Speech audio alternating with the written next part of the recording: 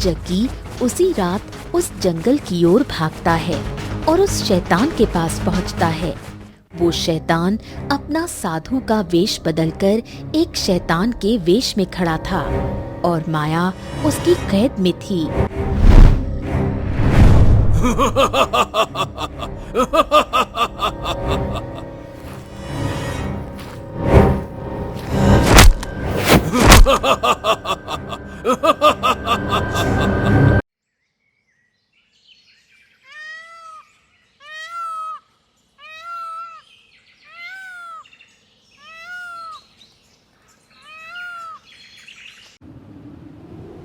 राम गोपाल खाट पर लेटा लेटा कांप रहा था। ठंड बहुत तेज हो रही थी। तभी उसकी पत्नी आई। क्या हुआ जी, सुबह हो गई और आप अभी तक उठे नहीं? जंगल नहीं जाना है क्या? राम गोपाल जोर जोर से कांपता है। अरे, आपको तो बहुत तेज बुखार है जी।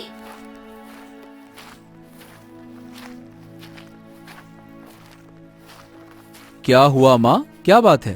तेरे पिताजी की आज तबीयत कुछ ठीक नहीं लग रही। शायद इन्हें ठंड लग गई है, इसलिए बुखार आ गया है। ओहो, मैंने कितनी बार आपसे और पिताजी से कहा है कि अब मैं बड़ा हो गया हूँ, अब मैं जंगल से गोंद ला सकता हूँ, लेकिन आप लोग हैं कि मानते ही नहीं। पता है जंगल में कितनी ठंड होती है। हाँ हाँ बेटा, तू बिल्कुल सही कह रहा है। बहुत तेज ठंड पड़ रही है। इनकी तबीयत भी ठंड की वजह से ही खराब हुई है। माँ, तू अब बिल्कुल फिक्र मत कर। आज से ही मैं जंगल से गोंद लाया करूंगा, भले ही पिताजी उसे बाजार में जाकर बेच आए। हाँ, तू सही कहता है बेटा, जंगल में बहुत ठंड होती है। तेरे पिताजी वैसे भी बहुत कमजोर हो गए हैं। ठीक है, अब आप पिताजी का ख्याल रखिए। मैं जंगल जा रहा हूँ गोंद लेने। हाँ संभाल कर जाना बेटा। हाँ हाँ, ठीक है माँ, ठीक है। तुम बस पिताजी का ध्यान रखो, मैं आता हूँ। जग्गी गोंद लाने जंगल की ओर निकल जाता है।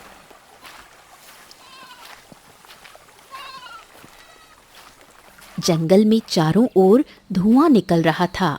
पपीहा पक्षियों की आवाज आ रही थी। ठंड भी बहुत तेज पड़ रही थी। बाप रे बाप, यहाँ तो वाकई बहुत ठंड है। वो सामने बबूल का पेड़ दिख रहा है। एक काम करता हूँ, मैं उसी से गोंद निकाल लेता हूँ। हाँ। जग्गी बबूल के पेड़ पर कुल्हाड़ी मारता है। तभी उसे पायल की छन छन की आवाज सुनाई दी।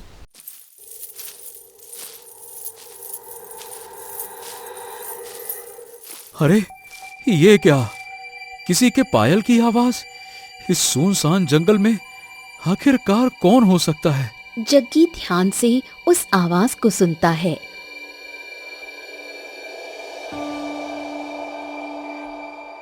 और फिर से अपने काम में लग जाता है और बबूल के पेड़ पर कुल्हाड़ी चलाने लगता है। तभी पायल की छन छन की आवाज उसे फिर से सुनाई देती है।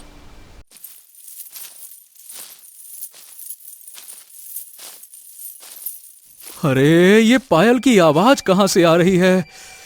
अरे, क्या कहूं, चलो छोड़ो। आज मैंने इतनी सारी गोंद निकाल ली है कि माँ पिताजी देखकर काफी खुश हो जाएंगे। जग्गी जब कुल्हाड़ी चला रहा होता है, तभी उसकी कुल्हाड़ी उसके हाथ में लग जाती है, जिससे उसके हाथों से बहुत सारा खून बहने लगता है और वो बेहोश हो जाता है।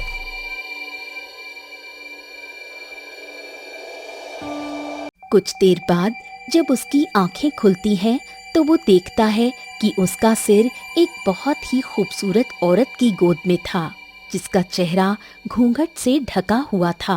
जग्गी हड़बड़ा कर उठता है।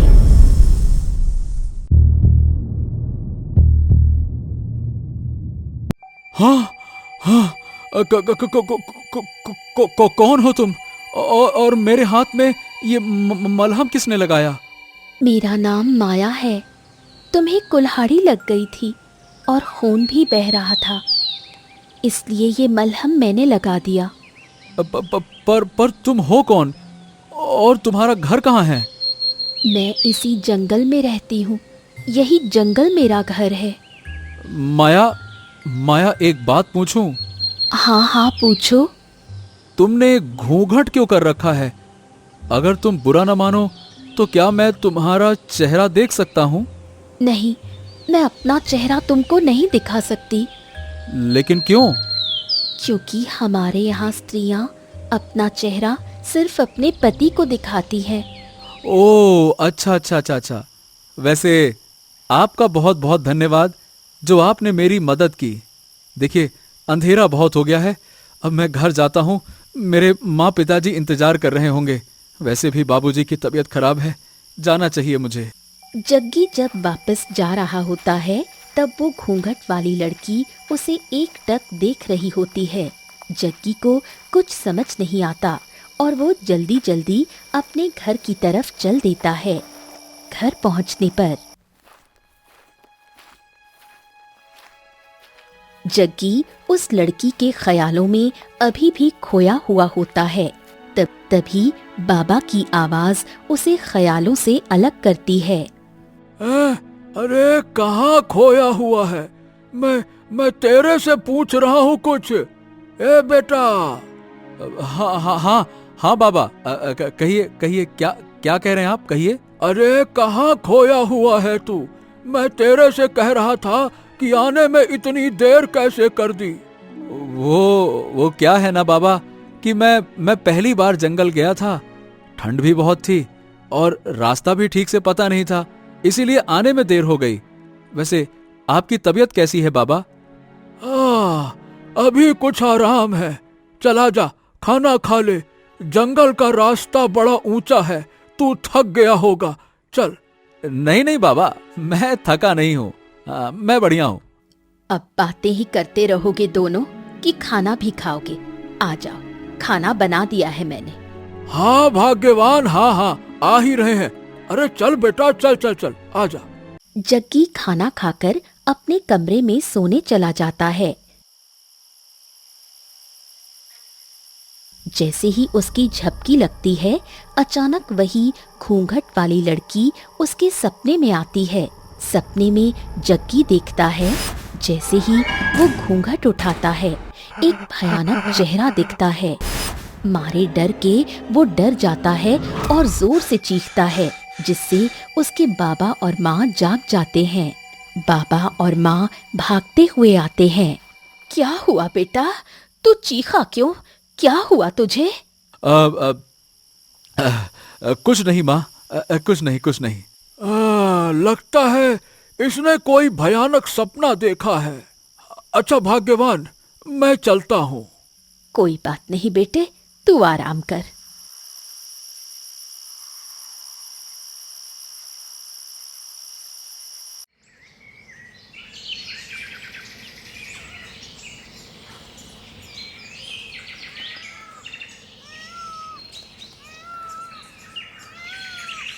अच्छा भाग्यवान, मैं चलता हूँ।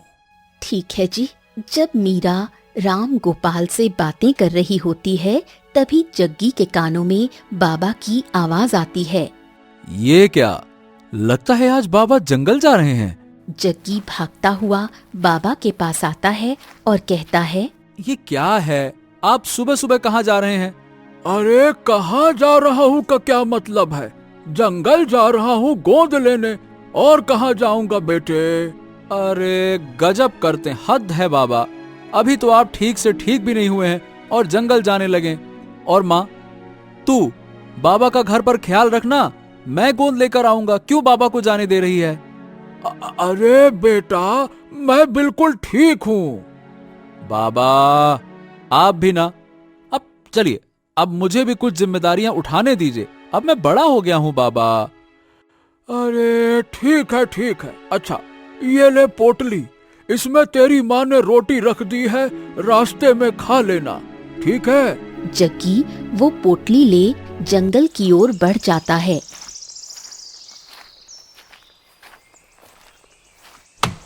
काफी देर गोंद निकालने के बाद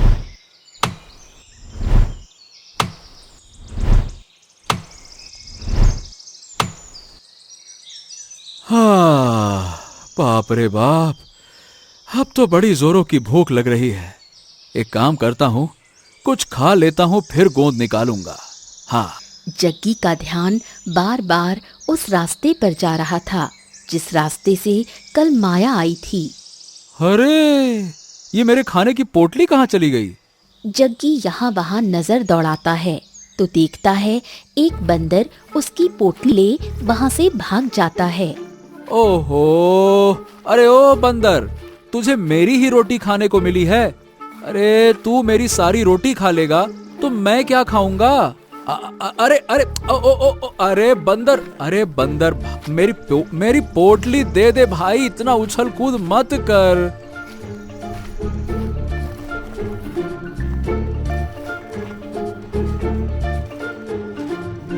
हाँ, ये तो भाग गया। क्या करूं अब मैं? भूखे पेट भजन ना हो गोपाला। जग्गी उसी पेड़ के नीचे बैठ जाता है। तभी फिर से छन छन की आवाज आती है।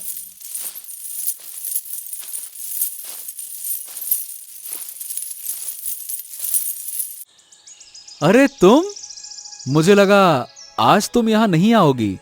ये लो, ये क्या है? इसमें रोटी है। तुम्हें भूख लग रही होगी।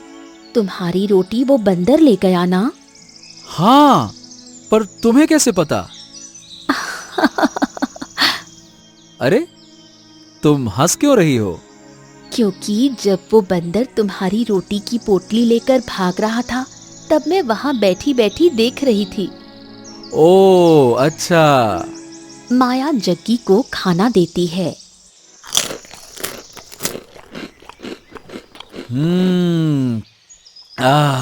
वाह वाह वाह वाह वाह, कितना स्वादिष्ट खाना है ये। हाँ, ये तुमने बनाया है? हाँ, तुम्हें अच्छा लगा? अरे बहुत अच्छा लगा। यहाँ आसपास कोई नदी होगी क्या? मुझे बहुत जोरों की प्यास लग रही है। तुमने शायद देखा नहीं, मैं अपने साथ पानी का पात्र भी लेकर आई थी। वो देखो। जग्गी पीछे मुड़ता है जहाँ पानी का एक मिट्टी का घड़ा रखा हुआ था। वो चौंक जाता है क्योंकि उसने माया को सिर्फ पोटली लाते देखा था। हाँ, ये क्या? तुम कोई जादू करनी हो क्या? अचानक से ये घड़ा यहाँ कैसे आ गया? तुमने देखा नहीं, मैं इसे अपने साथ लाई थी। लो, पानी पियो।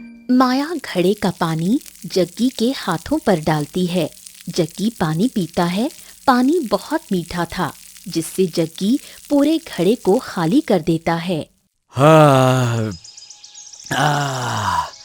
मैंने पहली बार इतना मीठा पानी पिया है। हा। वैसे किस नदी का पानी है ये? यही पास में ही एक कुआं है। अच्छा माया, ये बताओ तुम्हारे घर में कौन कौन है? मैं और मेरे बाबा। ठीक है, अब मैं जाती हूँ। मेरे बाबा मेरा इंतजार कर रहे होंगे। ओहो, पर रुको ना माया। माया रुको तो सही। माया चली जाती है। बताओ भला, बड़ी अजीब लड़की है। न ठीक से बात करती है, न ठीक से कुछ बताती है। हाँ, बस खाना स्वादिष्ट बनाती है। और पानी, ओए होए होए, पानी से याद आया, पानी काफी मीठा था। एक काम करता हूँ, माँ बाबा के लिए थोड़ा सा ले जाता हूँ। हाँ। जग्गी वो कुआं ढूंढने लगता है। ओहो, कहाँ है वो कुआं? कहाँ? वो रहा। जग्गी उस कुएं के पास जाता है। जग्गी जैसे ही कुएं में झांकता है तो देखता है सारा कुआं खून से लबालब भरा है। जग्गी बहुत डर जाता है और जंगल में यहाँ वहाँ भागने लगता है। भागते भागते जग्गी एक पेड़ के पास पहुँचता है जहाँ एक साधु बाबा तपस्या कर रहे थे। कौन हो बेटा तुम? बाबा, वो वहाँ। शांत शांत शांत, क्या हुआ बेटा? बाबा, वो खून। खून? कहाँ है खून? वो जब मैं कुएं से पानी भर रहा था तो मैंने उस कुएं में झांक कर देखा तो वो कुआं खून से लबालब भरा हुआ था। बेटे, वैसे तो तुम्हें इस जंगल में आना ही नहीं चाहिए था। वो कुआं कोई मामूली कुआं नहीं है, वो शैतानों का कुआं है। पर बाबा, माया ने तो मुझे उसी कुएं का पानी पिलाया था। कौन माया बेटे? वही जो इस जंगल में रहती है। नहीं नहीं नहीं नहीं, इस जंगल में कोई इंसान नहीं रहता। क्या? लेकिन बाबा, वो घूंघट वाली लड़की रहती तो है, उससे मेरी रोज बात होती है और आज तो उसने मुझे खाना खिलाया, पानी पिलाया। क्या बात कर रहे हो? क्या कहा तुमने? घूंघट वाली लड़की? हाँ बाबा, अजीब सी रहस्यमयी लड़की है। मतलब ना अपना चेहरा दिखाती है, ना ठीक से बात करती है और ना ही अपने बारे में कुछ बताती है। आप यूं समझिए, अचानक से आती है और अचानक से चली जाती है। मैं उसी की बात कर रहा हूं। और आप कह रहे हैं कि यहां कोई इंसान नहीं रहता। हाँ हाँ, मैं बिल्कुल सच कह रहा हूं, यहां कोई इंसान नहीं रहता। हो, जब आप सच कह रहे हैं तो फिर वो कौन है?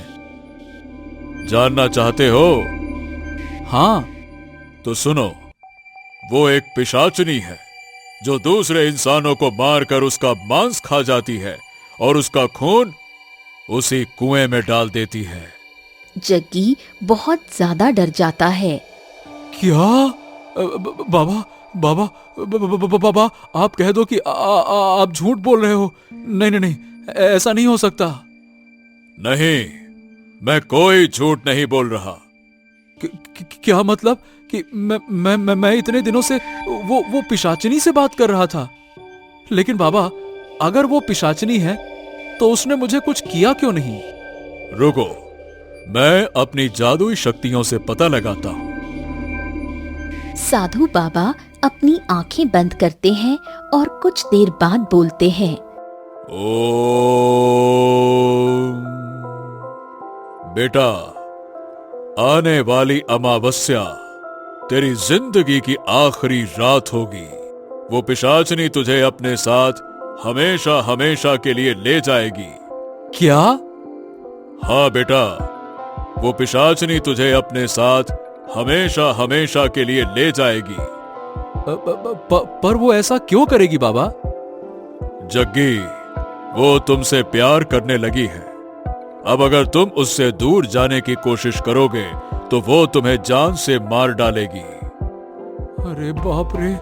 पर बाबा, कोई तो उपाय होगा ना? मुझे कैसे भी करके उस पिशाचिनी से बचा लीजिए। मुझे नहीं जाना उसके साथ बाबा। एक उपाय है, लेकिन उसमें खतरा बहुत है। आप तो बताइए बाबा, मैं पूरी कोशिश करूंगा, बताइए। तुम उस पिशाचिनी के पास फिर से जाओ और उसके कुछ बाल काटने होंगे तुम्हें। पर हां, ध्यान रहे कि उसे पता न चले तुम उसके बाल काट रहे हो, ऐसा उसे हरगिज एहसास ना हो। अगर उसे पता चला तो वो तुम्हें वहीं मार डालेगी।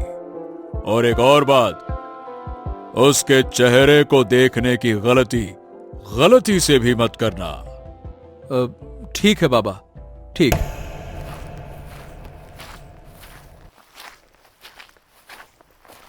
जग्गी उसी जगह फिर से जाता है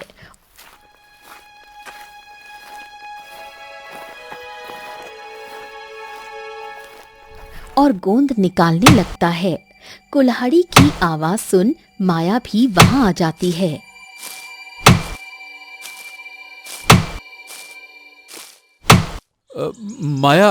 माया तुम आ गई माया।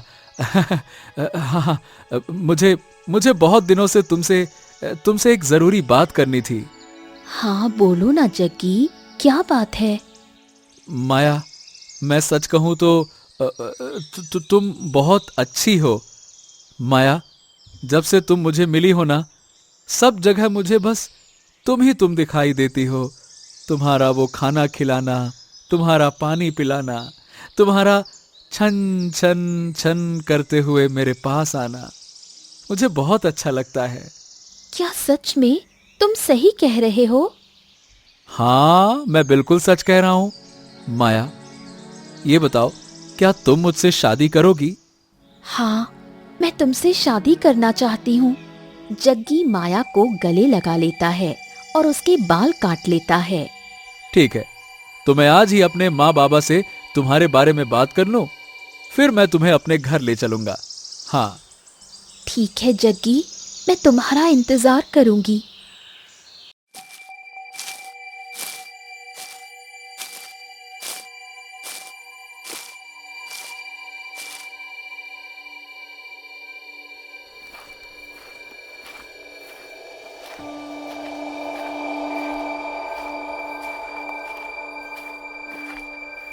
जग्गी साधु बाबा के पास आता है।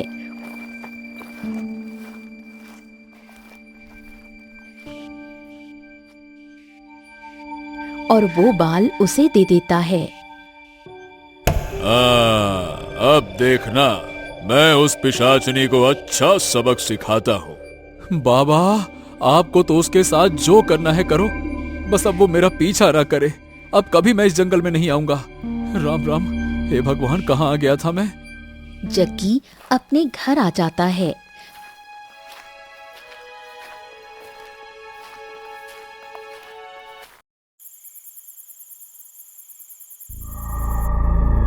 एक दिन की बात है, जग्गी जब सो रहा था,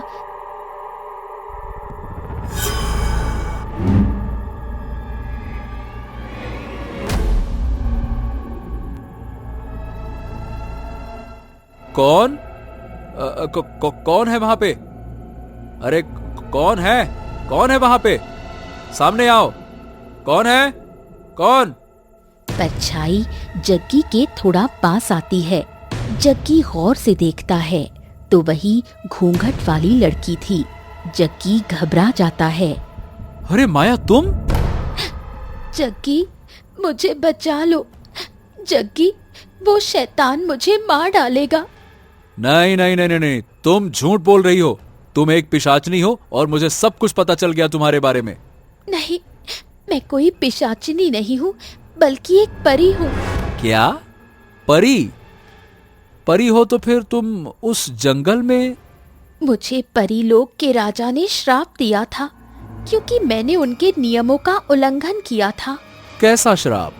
जब मैंने परी लोक के नियमों का उल्लंघन किया तो वहां के राजा ने मुझे श्राप दे दिया कि मैं 4 महीने तक धरती लोक पर भटकती रहूं। मैंने खुद को इंसानों से बचाने के लिए जंगल चुना और वहां रहने लगी। पर जब मैंने तुम्हें देखा तो तुमसे बात करने की इच्छा हुई, लेकिन उसी वक्त इस शैतान ने मुझे तुमसे बातें करते देख लिया। किस शैतान ने? वही जिसे तुम मेरे बाल देकर आए थे। वो जानता था मैं एक परी हूँ, वो मुझे पाना चाहता था, इसलिए उसने ये तरीका ढूंढा और तुमसे मेरे बाल मंगवाए। अब मैं उसकी कैद में हूँ। ओह, ये बताओ, अगर तुम कैद में हो तो तुम यहाँ कैसे? जग्गी, मैं परी हूँ, मेरे पास बहुत सारी शक्तियाँ होती हैं, पर जब कोई हमारे बाल पर तंत्र मंत्र करके वश में करने की कोशिश करे तो हम मजबूर हो जाते हैं। अब हमारी जिंदगी तुम्हारे हाथों में है जग्गी, मुझे बचा लो मुझे। ऐसा कहकर माया गायब हो गई। हे भगवान, ये क्या कर दिया मैंने? ये तो मुझसे बहुत बड़ी गलती हो गई।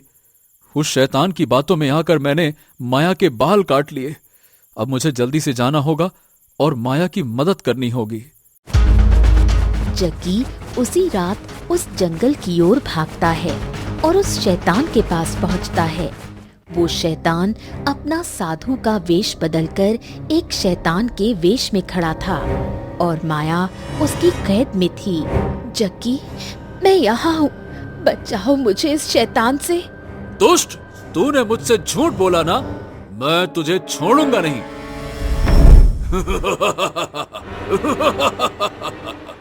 जानता भी है कि मैं कौन हूँ?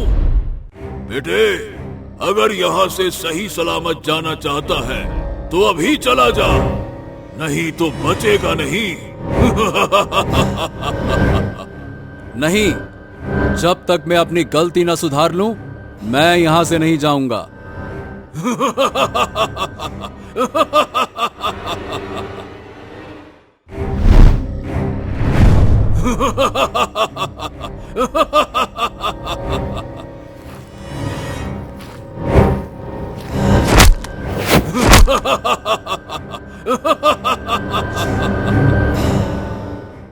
मिट्टू, मिट्टू, मिट्टू, मिट्टू।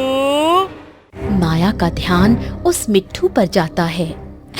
जग्गी, उठो जग्गी, जाओ और उस बोलते हुए तोते को उस खूनी कुएं में फेंक दो। उठो जग्गी।